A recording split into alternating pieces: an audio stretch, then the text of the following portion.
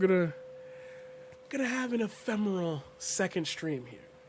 For those of you who just left and are wondering why I'm back on, I'm back by popular demand, baby. Cause in the house. What? What? Cause alive? I heard they smoked you, brother. Let's go. Back from the dead. All right, so let's talk about November 4th, 2020. For most of you, that's Election Day. Election Day. How far fucking back is this? Oh, I'm ahead. Oh, there it is. Okay. There it is. So January, before the pandemic hit, I was working at a school and like things were going okay there, but like there was kind of like this looming thing where like I was gaining more momentum than a lot of the people in the program, and it was causing a lot of, strifes and disruptions. There was some beef. There was some beef going on with it.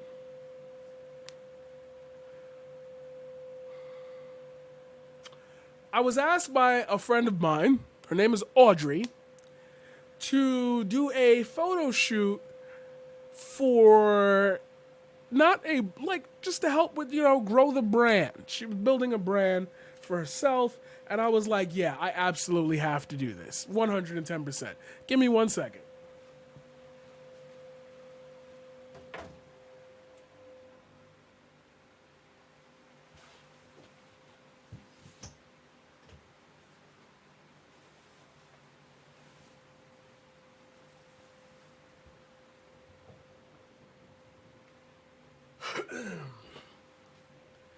And inside of this moment that I was asked to do it, I was coming up with some dope ass pictures, such as that one.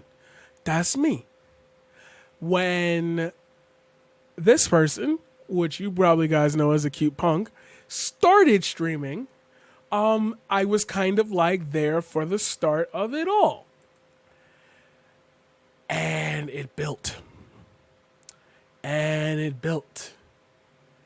And it got bigger. And it got stronger. Who took these pictures? I did. Nah, it's still fuck Brig. It's still fuck Brig. Brig is such a problem in Overwatch that literally for that year, she was the topic of discussion like across the board. Anyway, Chicky Nuggies, gotta have them. Great fucking stream. That is a PS4 ad right there. I got retweeted by Sony for this, which is something I don't even talk about no more. So why are we talking about this person today? Yo, like these are the type of pics I'm trying to take though. Things I'm trying to take though. Anyway, November 4th rolls around. I had been saying for a long time, I'm going to make this my big debut on Twitch. I had already jumped into the folly. I was already doing like little live streams on Facebook, Twitch, YouTube, just testing the waters, seeing how comfortable I would feel. November 4th came around. Election Day. The biggest election that we've probably seen as of late. And do you know who joined me on this beautiful excursion into the future?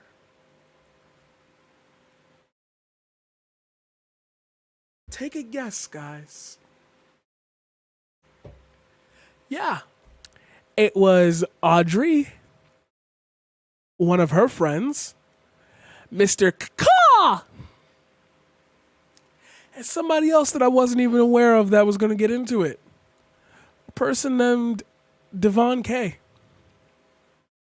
And shit was a wild stream. I streamed for 8 hours on my first day. I gained, I think, 17 followers that day. I think it was around there. Because I know that after that I was at like 35, and then it took me a while to get to 50, and now we're on route to 200. Crazy how shit grow.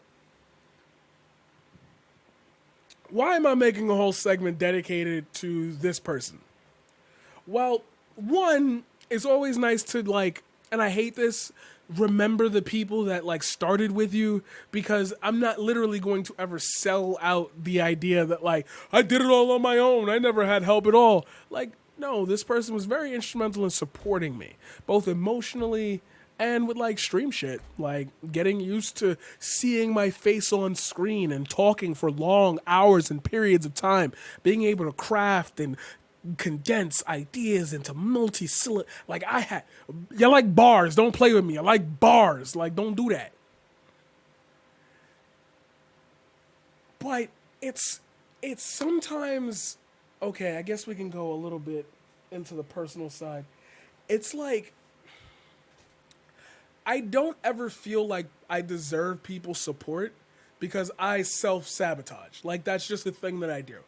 At one point, I know, and I'm saying this to my future self, I know at one point on Twitch, I'm going to have 20,000 followers. I know I'm going to have 1,500 subscriptions. I just know it. It's 8 hours, 8 and 10 hours, sorry.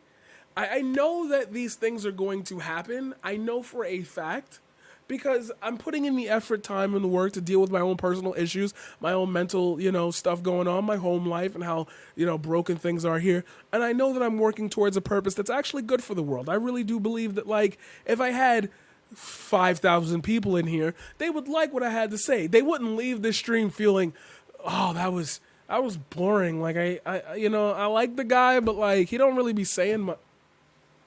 Fuck. He don't really be saying much. When I had all these fears, however, there was one consistent person that was always checking it out, always commenting, always sharing. And it was this person.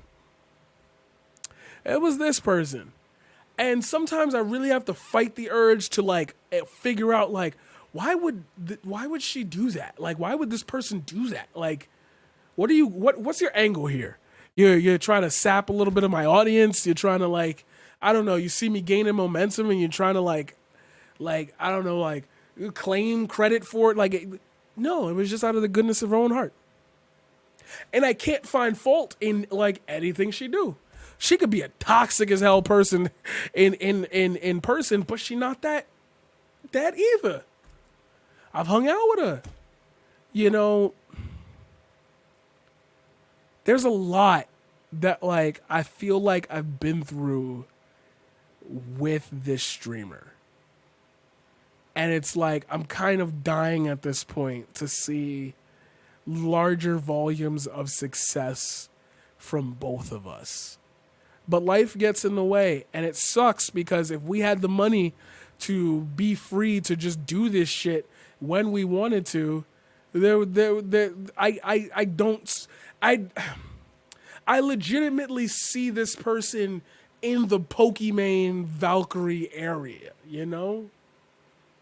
Like the emotes, the style, the address, like the way she addresses her own community. Like I see there's articles on that too. Like chatters should not make the streamer responsible for like their mental health. Like don't come into the chat and start saying, damn, I'm really depressed. I want to kill myself. Like I can't, like you know what you're doing. You're forcing the attention onto you. The whole stream becomes about that chatter.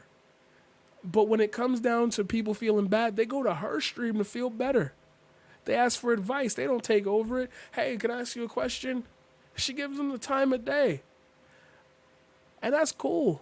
I don't have that much patience. Like when we get to the live streams, when we get down to like the nitty gritty of it all, yeah, that's when I'm like, that's when we're in there. But like,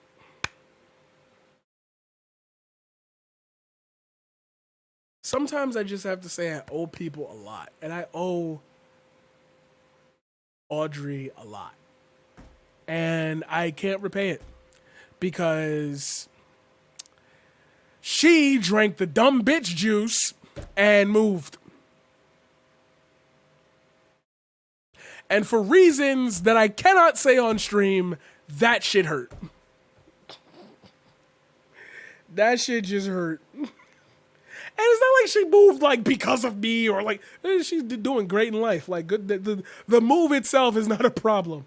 It's just sometimes you really wish that people were physically there, like, and they're not. And that distance creates a disconnect in which I know I can't just call you up because you're fucking 2 hours behind me. And it's like my 1 a.m. cries or your 11 a.m. I'm on stream, 11 p.m. I'm on stream. And I can't. So you might be asking, why did I choose to make this a segment? Why did I come back online? Sometimes when you think about things that you just want to say, this is how I want to do it. And I kind of wish that I could operate my Twitch like it was a YouTube channel. And that's kind of what made me think about Audrey. Is that I used to like the clips, how she grows the audience, how she pays attention to it. It's like I've always wanted to do a thing where, like, if I had to stream every day, I would just create one or two segments and only speak for like 30 to 45 minutes, get off, come back on when I'm ready to talk about something else. But with Twitch, you got to really be there for like an hour. You got to be there for a set time. You got to be there, entertaining for a long time. But the larger you get, the more affordability you get to like not have to do that. When you get 75,000 people watching you, you could go to fucking sleep for 8 hours and they will stay there. And Audrey makes me feel like I'm gonna get there one day. I genuinely think that the paradigm shift is an important channel. I dare to say that I think that at this point, with what I have planned and what is happening in this earth, on this planet, in this country more specifically, I think I could be a really good force for conscious thought. And I'm sometimes afraid of the amount of work that I have to put in to get to that point.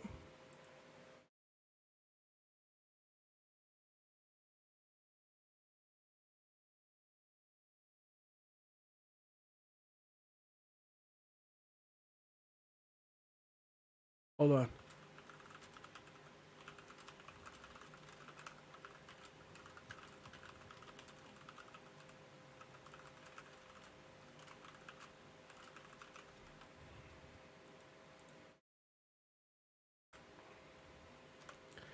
It's it's such a it's such a weird.